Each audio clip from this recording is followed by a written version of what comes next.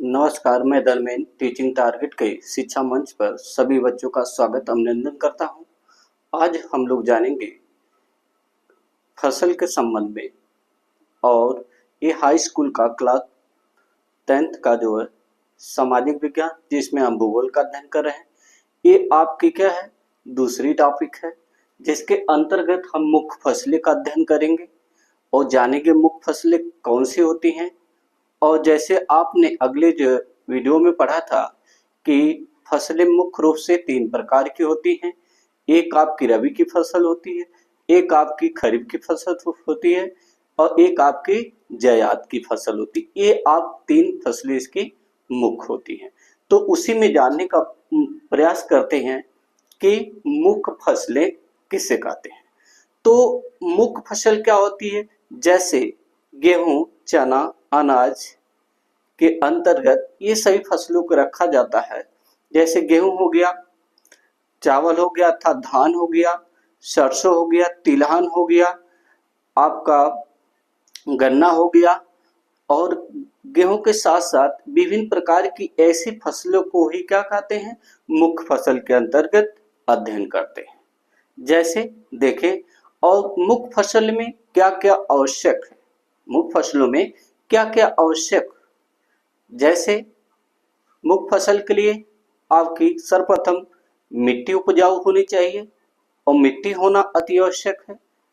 और जलवायु, वो तापमान और वर्षा, ये आपके 4 क्या होते हैं, मुख्य भाग होते हैं। इन सभी के द्वारा क्या होती है, मुख्य फसलें या इसके अलावा अनेक प्रकार की फसलें, जैसे बागवानी फसल हो गई जिसमें फल सब्जियों का अध्ययन किया जाता है।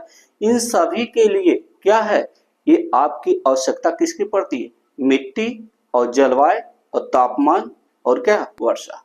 तो इसके बाद वर्षा अर्थात नहीं भी होती है तो बागवानी फसल के लिए, तो उसमें हम क्या करते हैं, छिड़काव या पानी के द्वारा सिंचाई करके उसे उगाया जाता है। लेकिन मुख्य फसल के लिए ये तीनों 4 चीजें बहुत आवश्यक है, जिसमें मिट्टी आती है, जलवायु होता है, जलवायु के संबंध में तापमान, और आपका क्या है, वर्षा। और इसमें जो कौन सी मिट्टी आवश्यक है वो सभी जानने का प्रयास करते हैं। देखिएगा, मुख्य फसलें, अब मुख्य फसल किससे कहते हैं, जैसे अभी जाना आपकी रबी की फसल, जिसमें गेहूं, चना, मक्का, धान, बाजरा, ये सभी क्या है, मुख्य फसलें हैं। जैसे अभी आपने काफी हो गया, तिलहन हो गया, गन्ना हो गया, गेहूं हो गया, धान हो गया, बाजरा हो गया, ये सभी क्या है, मुख्य फसल के अंतर्गत इसका अध्ययन करते हैं। देखिएगा, कहते हैं मिट्टी मुख्य फसल के अंतर्गत मिट्टी, जलवायु और कृषि पद्धति में अंतर के कारण देश के विभिन्न क्षेत्रों में अनेक प्रकार की खाद्य एवं अखाद्य फसलें उगाई जाती हैं। देखिएगा, इसमें है कि क्या है, मिट्टी, जलवायु, मिट्टी कैसी होनी चाहिए, मिट्टी कैसी होनी चाहिए, जड़ों होना चाहिए, जिसमें क्या गेहूं अधिक मात्रा में पैदा होना चाहिए, या उपजाऊ मिट्टी होना चाहिए। कहते हैं जलवायु वहां की कैसी है वो भी डिपेंड करता है। और कृषि पद्धति, किस प्रकार से कृषि पद्धति अपनाई जाए जिससे क्या हो, वहां की मिट्टी की उर्वरता शक्ति को बढ़ाया जा सके और उसके साथ साथ पैदावार भी अच्छी प्रकार से हो सके। पद्धति के अंतर्गत के कारण देश के विभिन्न क्षेत्रों में अनेक प्रकार की खाद्य एवं अखाद्य फसलें उगाई जाती हैं, जो खाने योग्य होती हैं और कुछ व्यापार के रूप में क्या की जाती है, उगाई जाती हैं। जैसे आपने देखा होगा, रबड़ की खेती होगी, ठीक है, चाय तो खाने या पीने पदार्थ के रूप में ली जाती है। तो ये ऐसी चीजें जो होती है क्या होती है, जैसे नारियल हो गया, तो ये सभी का क्या होती है, कुछ यातायात, कुछ खाने को उपयोग में लाते हैं। इन सभी को खाद्य अखाद्य फसलें के रूप में क्या की जाती है, फसल को उगाया जाता है, जिसे मुख्य फसल के रूप में जाना जाता है। जो निम्नलिखित है, क्या है, जो निम्नलिखित है। देखिएगा, अनाज और दलहन फसलें, कहते हैं अनाज क्या होता है। देखिएगा, अनाज जैसे गेहूं, चावल, मक्का, बाजरा, ये सभी अनाज के फसलों के अंतर्गत आती हैं, इन्हीं को अनाज की फसलें कहा जाता है। इसके साथ दलहनी फसलें, जैसे आपने दाल की अरहर रख ले, अरहर देखा जाए, तिल हो गया, इसके बाद आपकी और जो है मूंग हो गया, ये सभी क्या है आपकी दलहनी फसलें के अंतर्गत आती हैं, जिसमें से दाल क्या होती है, ये अरहर, ये क्या है प्रोटीन युक्त होती है। तो ये आपके और ये भी है कि भारत जो है सबसे अधिक जो है दलहनी फसल जिसमें दाल क्या अरहर का उत्पादन करता है। जानते हैं अब आगे की फसल। भारत में उगाई जाने वाली मुख्य अनाज और दलहन फसलें हैं। कौन सी जो है अनाज की दलहन फसलें, जैसे रख लीजिए चावल, गेहूं, मोटे अनाज, चावल आप जान ही रहे हैं, तथा धान, गेहूं, मोटे अनाज जैसे मक्का हो गया, चाय, कॉफी, गन्ना, तिलहन, ये सभी क्या है दालें के अंतर्गत आती हैं। अगर आपका देखा जाए ये चावल हो गया, गेहूं हो गया, ये तो आपका क्या हो गया, ये अनाज हो गया। अब इसके मोटे अनाज इसी के अंतर्गत आते हैं, जैसे अब चना हो गया, मक्का हो गया, ये आती है।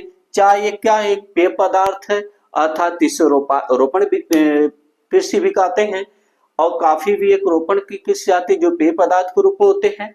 और गन्ना, तिलहन, ये सभी, गन्ना क्या है उष्णकटिबंधीय क्या है एक आपका फसल है, उष्णकटिबंधीय क्षेत्रों में होने वाला है, जिसमें से आपका 100 150 से लेकर 200 के करीब वर्षा की क्या होनी चाहिए आवश्यकता पड़ती है। ठीक है, या रख ले मतलब 100 सेंटीमीटर से लेकर 150 सेंटीमीटर तक क्या होनी चाहिए वर्षा होनी चाहिए। आपके 35 से 37 से 38 सेंटीमीटर क्या होना चाहिए तापमान होना, सेल्सियस तापमान होना चाहिए। इसके बाद देखिएगा आते हैं तिलहन, ये सभी दालें के अंतर्गत आती हैं। जो होती है तिलहन क्या आती है, ये दाल के अंतर्गत आते हैं। देखेगा चावल, अर्थात चावल गेहूं के अधिकांश से लोगों का खाद्यान्न ही चावल होता है। गेहूं के अधिकांश मतलब गेहूं के अतिरिक्त अगर देखा जाए, अगर गेहूं के अतिरिक्त है कि इस यहाँ पर गेहूं के अधिकांश लोगों का खाना, आप यहाँ देखिएगा यहाँ गेहूं के अतिरिक्त, अतिरिक्त, अतिरिक्त मतलब अतिरिक्त लिख दे यहाँ पर, क्या गेहूं के अतिरिक्त अधिकांश लोगों का खाद्यान्न क्या है चावल है। गेहूं से ज्यादा क्या करते हैं, जैसे पश्चिम बंगाल में चले जाएं जो है तो चावल वहां क्या गेहूं से ज्यादा पैदावार लोग करते हैं, क्योंकि वहां पर आपके मछली चावल ज्यादा लोग पसंद करते हैं। तो गेहूं के अतिरिक्त क्या है अधिकांश लोगों का क्या होता है खनन, खाद्यान्न क्या है, खनन नहीं कहेंगे खाद्यान्न चावल है। चावल एक क्या है एक खरीफ की फसल है। अगर कहें चावल क्या है आप एक खरीफ फसल है, तो खरीफ फसल के अंतर्गत आपने देखा होगा कि आपकी मई और जून के मंथ से में क्या होती है इसकी रोपाई क्या हो जाती है शुरू हो जाती है, किसकी चावल की, मतलब जिसे धान बोलते हैं। ठीक है, तो इसके अंतर्गत इसका दिन जिसे हम खरीफ फसल के नाम से जाना जाता है। और इसकी कटाई कब होती है, इसी आप सितंबर या अक्टूबर मंथ में क्या होती है धान की क्या होती है आपकी कटाई की जाती है। अब आते हैं आगे देखते हैं कि अगर इसकी बात कह लिया जाए तो जैसे आपने अगर इसके लिए फसल के लिए जैसे कौन कौन से देश में होते हैं, जैसे आपने कहा कि चावल को उत्पादन में आपको देखा होगा कि 150 या 200 सेंटीमीटर वर्षा की आवश्यकता पड़ती है, और तापमान क्या है आपका 25 से आपको वही जो गन्ना की आवश्यकता पड़ती है 37 से जो 38 सेंटीग्रेड तापमान की आवश्यकता पड़ती है। तो इसी प्रकार से क्या है आप चावल तथा धान के लिए इतनी आवश्यकता पड़ती है। और वर्षा जो वही आपकी है जो 200 से 150 सेंटीमीटर तक वर्षा इसके लिए आम है, या ज्यादा से ज्यादा आपके 200 से 3 की। अब आते हैं आगे देखते हैं कि अधिकांश जैसे देखा जाए आपके पंजाब, हरियाणा, पश्चिम उत्तर प्रदेश, राजस्थान, अगर आप एक मैप बना ले देखिएगा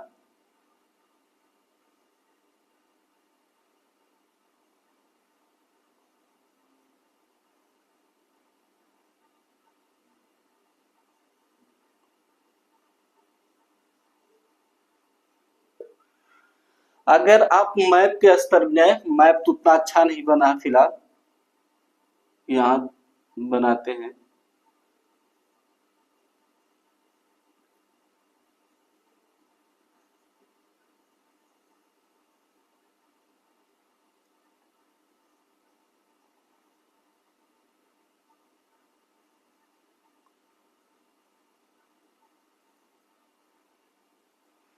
थोड़ा इसको समझिएगा। देखिएगा पंजाब हो गया, ये आप लिखिएगा पंजाब।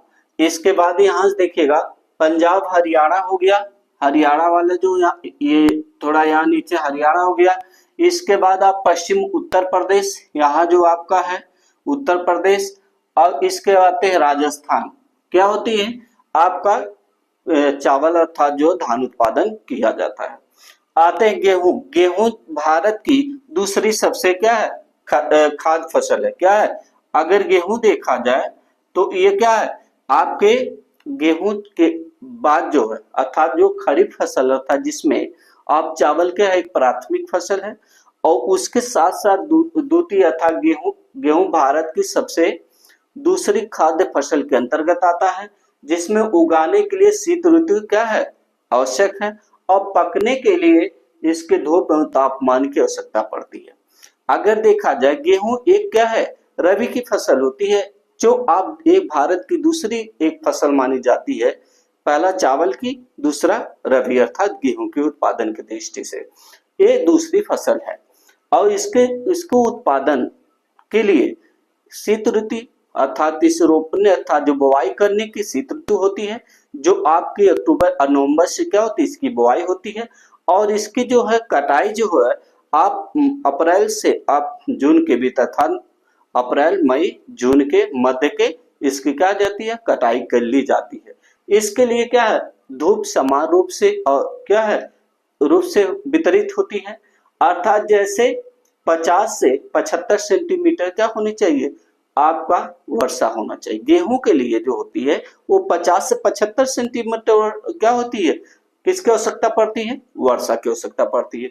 अर्थात इसके पकने के लिए अर्थात पकने या इसके मतलब सूर्य के अर्थात जो तापमान कितना होना चाहिए, तो आप कहेंगे 10 से 25 सेंटीमीटर मतलब क्या होना चाहिए तापमान होना चाहिए। देखिएगा आपका 50 से 75 सेंटीमीटर वर्षा की आवश्यकता होती है गेहूं के लिए। 10 से 25 सेंटीमीटर अर्थात का 10 से 25 सेल्सियस तापमान की क्या होती है आवश्यकता पड़ती है। ये कह रहा है इनमें तत्वों पोषक की मात्रा क्या होती है अधिक होती है। कह रहा है इसमें जो तत्व होते हैं इसमें कार्बोहाइड्रेट इत्यादि सभी जो तत्व इसमें मिले होते हैं वो बहुत क्या होते हैं पोषक की मात्रा अधिक होती है अर्थात पाई जाती है। सॉरी इसमें देखिएगा कहते हैं कि इसके तापमान की आवश्यकता होती है। अब आते हैं मोटे अनाज, ज्वार एवं बाजरा और रागी क्या होते हैं मोटे अनाज की फसल कही जाती है। भारत में उगाए जाने वाले मोटे अनाज हैं, इनमें तत्वों की क्या होती पोषक की अधिक मात्रा होती। लेकिन इसके में आप अगली लाइन इसे पढ़ दिया तो गेहूं क्या भारत की दूसरे सबसे खाद्य फसल है। गेहूं उगाने के लिए शीत ऋतु तथा पकने के लिए क्या होनी चाहिए धूप एवं समान रूप से वितरित होनी चाहिए, जिसमें से आपका 50 से 75 सेंटीमीटर वर्षा की आवश्यकता पड़ती है, और 10 से क्या है आपके 25 सेल्सियस तापमान की आवश्यकता पड़ती है जिसमें आपके गेहूं में।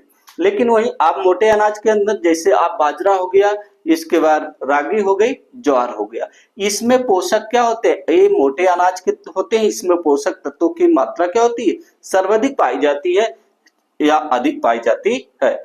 ज्वार एवं जैसे ज्वार, इसके बाद सोरगम, ज्वार को ही क्या कहते हैं दूसरा नाम इसको है सोरगम होता है। ज्वार में प्रचुर मात्रा में क्या होते हैं पोटेशियम फास्फोरस आपके कैल्शियम के जैसे पोटेशियम फास्फोरस कैल्शियम ये क्या होते हैं आपके ज्वार अर्थात सोरगम में अधिक मात्रा में पाए जाते हैं। लेकिन वही लोहांश अर्थात जो है लोहांश की मात्रा क्या होती है कम पाई जाती है। और उत्पादन की दृष्टि से ज्वार कहते ज्वार देश की तीसरी फसल है। अगर उत्पादन की दृष्टि से देखा जाए तो ज्वार क्या है तीसरी क्रम की फसल आती है, पहली चावल आती है, दूसरी आपकी गेहूं, तीसरा आपका ज्वार आता है, तीसरी आती है। सिंचाई की आवश्यकता क्या होती है नहीं पड़ती है। अगर आप कहें ज्वार या सोरगम में जो है क्या होती सिंचाई की आवश्यकता नहीं पड़ती है। अब आगे देखते हैं कि बाजरा क्या होता है। बाजरा एक बलुआ उथली क्या है मिट्टियों में उगाया जाता है। जो बाजरा है ये क्या है एक आपके जो है उथली मिट्टियों में उगाया जाता है, और यह क्या ये और काली मिट्टी इसके लिए भी क्या है बहुत उपयोगी होती है, जैसे उथली मिट्टी हो और काली मिट्टी, तो बाजरा सुचारू रूप से उगाया जा सकता है। जहां इसका उत्पादन कहाँ कहाँ किया जाता है, राजस्थान इससे सबसे बड़ा उत्पादक क्षेत्र माना जाता है। जो राजस्थान है, देखिएगा ये राजस्थान जो है राज्य में सबसे अधिक जो है बाजरा का उत्पादन किया जाता है। कहते हैं इसके अतिरिक्त मतलब राजस्थान के अतिरिक्त कौन कौन से राज्य क्या भारत के बाजरा उत्पादन करते हैं उसे देखते हैं। देखिएगा गुजरात, गुजरात जो है क्या करता है, गुजरात आता है, हरियाणा आता है, महाराष्ट्र और उत्तर प्रदेश भी क्या करते हैं, बाजरे का उत्पादन करते हैं। आते रागी क्या होती है, ये भी एक मोटे फसल की होती है, मोटे अनाज की होती है। कहते या लाल मिट्टी, काली मिट्टी, बलुआ मिट्टी, दोमट, अर्थात ये तीनों प्रकार की जो रागी जो होती है, लाल मिट्टी, दोमट मिट्टी, बलुआ मिट्टी, काली मिट्टी, ये सभी क्या होती है, लाल मिट्टी, काली मिट्टी, बलुआ मिट्टी, दोमट मिट्टी, ये सभी क्या होती, चारों में क्या होती, सुचारू रूप से इनका उत्पादन किया जाता है। तो आपका ले लाल मिट्टी, बलुआ मिट्टी, काली मिट्टी और क्या है आपकी एक आती है दोमट मिट्टी, जिसे हम जलोढ़ मिट्टी बोलते हैं। ये आप रागी का उत्पादन किया जाता है। सबसे अधिक क्या है, जो अगर कहा लिया जाए सबसे अधिक किस राज्य में रागी उत्पादन किया जाता है, तो आप कहेंगे कर्नाटक, तमिलनाडु, हिमाचल प्रदेश आते हैं, सिक्किम, उत्तराखंड, झारखंड और अरुणाचल प्रदेश में क्या होती है, सर्वाधिक मात्रा में क्या होती है, रागी का उत्पादन किया जाता था। रागी की फसल क्या हो जाती है, उगाई जाती है, जिसमें सबसे अधिक मात्रा में क्या हो जाती है, आप सर्वप्रथम कर्नाटक का उत्पादन रागी का करता है। आते हैं देखिएगा मक्का, इसका उपयोग खाद्यान्न क्या है, अगर मक्का का दृष्टि से देखा जाए, मक्का कौन सी फसल होती थी, कहीं एक मोटे अनाज की होती फसल, और यह क्या है, इसके क्या होते, इसका उपयोग चारा के लिए भी करते हैं और खाद्य फसल के रूप में भी इसका उपयोग करते हैं, तो जिसमें खाने के योग्य में इसके उपयोग में लाते हैं और चारा के भी उत्पादन के लिए, चारा के पशुओं, और देखा जाए विदेशों में संयुक्त अमेरिका में अधिक मात्रा में क्या करता है, मक्का का उत्पादन करता है, जो वहां के पशु अर्थात सुअर इत्यादि को अधिक मात्रा में दिया जाता है। अगर चले जाए देखा जाए पंजाब वाले राज्य में देखा जाए और उत्तर प्रदेश में देखा जाए तो कुछ चारे चारे के रूप में, कुछ इसे खाने के उपयोग में उगाते हैं, जिसे क्या कहते हैं, मोटे अनाज की फसल कहते हैं। देखिएगा इसका खान या जो खाद्यान्न चारा दोनों के लिए किए जाते हैं, ये बिहार रबी की रबी की फसल है, अर्थात देखा जाए तो ये भी एक क्या है, मक्का भी एक रबी की फसल है। इसके बाद देखिएगा जिसमें 21 से 27%, लेकिन अगर देखा जाए तो बिहार अर्थात रबी की फसल है, तो इसमें कहा दिया जाए कि ये जो है आपका 21 से 27 सेल्सियस तापमान की आवश्यकता पड़ती है, या सेंटीग्रेड तापमान की आवश्यकता पड़ती है, किसके, मक्का के उत्पादन के लिए। तापमान कितना, आप कहेंगे 21 से 27% क्या होती है, तापमान की आवश्यकता पड़ती है। अब यहाँ पर देखिएगा दालें क्या होती हैं, आप ये कह लें दालें का उत्पादन करने वाला सर्वाधिक आपका भारत देश है, जिसमें प्रोटीन अधिक मात्रा में पाई जाती है, और एक दोमट मिट्टी में अर्थात जो दालें की होती है जैसे अरहर होती है, इसमें वर्षा की मात्रा की कम आवश्यकता पड़ती है, तापमान भी थोड़ा कम आवश्यकता होती है। लेकिन दाल एक ऐसी फसल होती है, देखिएगा भारत में दाल का सबसे बड़ा उपभोक्ता एक उत्पादक देश है, सबसे अधिक उत्पादन क्या करता है, हमारा भारत करता है।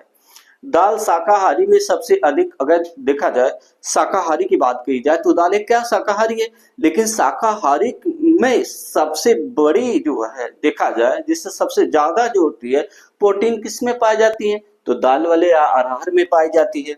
तो दाल की फसल में सबसे अधिक प्रोटीन दायक होता है, जो शुष्क और परिस्थितियों में उगाया जाता है, जो शुष्क परिस्थितियां हो, तो शुष्क परिस्थितियों में से ना ज्यादा क्या हो, गर्मी हो, न ज्यादा ठंडी, मतलब एक शुष्क तो मतलब कहा जाता है कि ये गर्मी के मौसम में क्या होती है, इसको उगाया जाता है, इससे ज्यादा जल की आवश्यकता नहीं या ज्यादा सिंचाई की आवश्यकता नहीं पड़ती है। अरहर को छोड़कर सभी दालें, अगर ये भी देखा जाए कि केवल अरहर एक ऐसी है, इसे छोड़ दिया जाए तो अरहर के अलावा जैसे तिल हो गया, तिलहन हो गया, सरसों हो गए, ये सब क्या होती हैं, नाइट्रोजन को वायुमंडल से लाकर अपनी मिट्टी को क्या करती है, जिसमें उगाई जाती है अर्थात स्वयं उगती है, वो नाइट्रोजन को लाकर अपने क्या करती है, मिट्टी को उर्वरता शक्ति को बढ़ा देती। लेकिन दाल ऐसा कार्य नहीं करती, वो नाइट्रोजन को अपने में अब्जॉर्ब नहीं करती, अपने मिट्टियों में अब्जॉर्ब नहीं करती है। ये कैसी दलहनी फसल ही मानी जाती है। लेकिन इसके अलावा जितनी दलहनी फसलें आती हैं वो क्या करती है, वायुमंडल से जो होते हैं वो नाइट्रोजन के क्या करती है, अब्जॉर्ब कर लेती है मिट्टी में, मिट्टी के अंदर क्या करती है, अब्जॉर्ब करके उससे क्या उर्वरता शक्ति को बढ़ा देती है। देखिएगा इसमें खाद्यान्नों के अतिरिक्त अन्य खाद्य फसलें, जो खाद्यान्नों के अतिरिक्त जो अन्य फसलें होती हैं उनका उपयोग कैसे करें व उनके बारे में कैसे जानें, क्या होती हैं। जैसे अगर आप मान लें देखें तो आपकी गन्ना क्या है, एक खाद्यान्य फसल के अतिरिक्त है, क्या है, अन्य फसल के रूप में इसे रखा गया है। यह क्या है, जिसे ट्रॉपिकल फसल के नाम से जाना जाता है या उष्णकटिबंधीय फसल के नाम से जाना जाता है। किसे, गन्ना को। गन्ना क्या है, गन्ना का उत्पादन देखा जाए तो विभिन्न प्रकार की मिट्टियों में किया जा सकता है, जैसे काली मिट्टी हो गई, दोमट मिट्टी हो गई, और यहाँ की लेटराइट मिट्टी में भी इसका उत्पादन क्या किया जाता है, किया जा सकता है। और गन्ने का जो है वर्षा कितनी आवश्यकता पड़ती है, तो आप सीधे सीधे कहें वर्षा गन्ने को के लिए आवश्यक वर्षा कितनी सेंटीमीटर होनी चाहिए, तो आप कह लें 100 से 150 सेंटीमीटर की क्या होती है, सेंटीमीटर वर्षा की आवश्यकता पड़ती है। अगर गन्ने के जो है कितना तापमान होना चाहिए, तो 37 से 38 सेल्सियस तापमान की आवश्यकता पड़ती है। और गन्ने के पकने के लिए कितना तापमान की आवश्यकता होती है, तो आप सीधे कर लें 10 से 15 सेंटीग्रेड क्या होती है, सेल्सियस तापमान की आवश्यकता पड़ती है जो गन्ने के पकने के लिए। अगर देखा जाए सबसे अधिक गन्ना उत्पादन कौन करता है, तो आपका उत्तर प्रदेश प्रथम स्थान पे, दूसरे स्थान पे महाराष्ट्र, तीसरे स्थान पे पंजाब, फोर्थ स्थान पे आता हरियाणा। उसे जानने का प्रयास करते हैं जो इस प्रकार है। देखिएगा गन्ना एक उष्णकटिबंधीय या ट्रॉपिकल और उपोष्णकटिबंधीय फसल है। इसकी बुवाई अनेक मिट्टियों में किया जाता है। इसके लिए तापमान 37 से 38 सेल्सियस तथा वर्षा 100 से 150 सेंटीमीटर की आवश्यकता पड़ती है। इसके पकने के लिए तापमान क्या है, 10 से 15 सेल्सियस होता है। कातो उत्पादन उत्तर प्रदेश, महाराष्ट्र, पंजाब, हरियाणा राज्यों में, इन राज्यों में सर्वाधिक क्या होती है, अधिक से अधिक क्या होती है, गन्ने का उत्पादन किया जाता है। लेकिन इन चारों राज्यों में से सबसे अधिक उत्पादन करने वाला उत्तर प्रदेश है। और इस गन्ने के उत्पादन के दृष्टि से किस दृष्टि से किया जाता है, चीनी बनाने के, गुड़ बनाने इत्यादि में का गन्ने का उपयोग किया जाता है। देखिएगा तिलहन, भारत में केवल 12% भूभाग पर तिलहन का उत्पादन किया जाता है। ये सुगंधित तेल इत्यादि बनाने के भी इसको उपयोग में लाए जाते हैं। जैसे मान लें, जैसे नारियल का तेल हो गया, सोयाबीन का तेल हो गया, जो और इसके बाद आपका आता है तिल का तेल हो गया, सरसों का तेल हो गया, ये सभी तिलहन की फसल के अंतर्गत आते हैं। और मूंगफली भी। तो आप कह लें जैसे मध्य प्रदेश कौन सा सबसे अधिक मात्रा मूंगफली उत्पादन करता है, तो आप कहेंगे मध्य प्रदेश। सोयाबीन का मध्य प्रदेश। तो ये देखिएगा मूंगफली, सोयाबीन, नारियल, तिल, सरसों क्या है, ये मुख्य फसलें जो आपकी हैं, केवल ये तिलहनी फसल के अंतर्गत इसका अध्ययन करते हैं। देखिएगा चाय एक रोपड़ फसल आती है, ये चाय भी एक रोपड़ की फसल के अंतर्गत आती है। इसकी शुरुआत जो अंग्रेजों द्वारा की गई थी, ये आपके देश के नहीं है, ये अंग्रेजों ने इसको प्रचलन में ला दिया था। इससे रोपड़ फसल के अंतर्गत है। ये भी एक उष्णकटिबंधीय ट्रॉपिकल से जो उनके अंतर्गत क्या होती है, फसल के अंतर्गत रखी जाती है। और इसमें जलवायु वाले प्रदेश में उगाए जाते हैं। जैसे जलवायु हो जहां तापमान क्या हो, 20 से आपके 30 सेंटीग्रेड तापमान की आवश्यकता पड़ती है। अगर इसकी वर्षा की आवश्यकता जो होती है 150 से 300 सेंटीमीटर वर्षा की आवश्यकता पड़ती है। कहते हैं ये किस राज्य में सबसे अधिक उत्पादन की जाती है, तो असम राज्य में। कह लें असम, जिसमें असम आता है, असम राज्य, और पश्चिम बंगाल, दार्जिलिंग, उत्तराखंड, मेघालय, आंध्र प्रदेश में इनका सबसे अधिक उत्पादन किया जाता है। लेकिन इन सभी राज्यों में से सबसे अधिक उत्पादन आपके भारत राज्य असम में किया जाता है। और असम में क्या होती है, सबसे अधिक उत्पादन चाय का किया जाता है। ये पूंजी श्रम की आवश्यकता, इसमें पूंजी अधिक मतलब लगती है, श्रमिकों की संख्या अधिक लगती है, तो इनके मतलब कटाई मड़ाई के लिए तथा इसको चुगने के लिए। आगे जानते काफी। काफी का दूसरा भी नाम जिसे हम कहवा बोलते हैं। देखिएगा, काफी एक उष्णकटिबंधीय पौधा है। भारत में अरेबिका काफी का उत्पादन सर्वाधिक करता है। इसके लिए तापमान 15 से आपका 28 सेंटीमीटर तापमान की आवश्यकता पड़ती है। वर्षा जो है आपका, वर्षा जो काफी के लिए 150 सेंटीमीटर से लेके 200 सेंटीमीटर वर्षा क्या होती है, इसके लिए, इस फसल के लिए आवश्यक मानी जाती है। यह जो सर्वाधिक उत्पादन करने वाले कौन कौन से राज्य हैं, तो आपका सर्वाधिक उत्पादन करने वाले राज्य जैसे प्रथम स्थान पे आता कर्नाटक, दूसरे स्थान पर केरल, तीसरे स्थान पे आता है तमिलनाडु और फोर्थ स्थान पे आता है हरियाणा और फिफ्थ स्थान पे आता हमारा आंध्र प्रदेश। तो इन सभी राज्यों में क्या की जाती है, काफी अर्थात कहवा का उत्पादन सर्वाधिक किया जाता है, जिसमें आपका सर्वप्रथम जो है, सर्वाधिक जो है, प्रथम स्थान पे आपका कर्नाटक राज्य काफी के उत्पादन या कहवा में के उत्पादन में सर्वाधिक अहम भूमिका निभाता है। थैंक्स।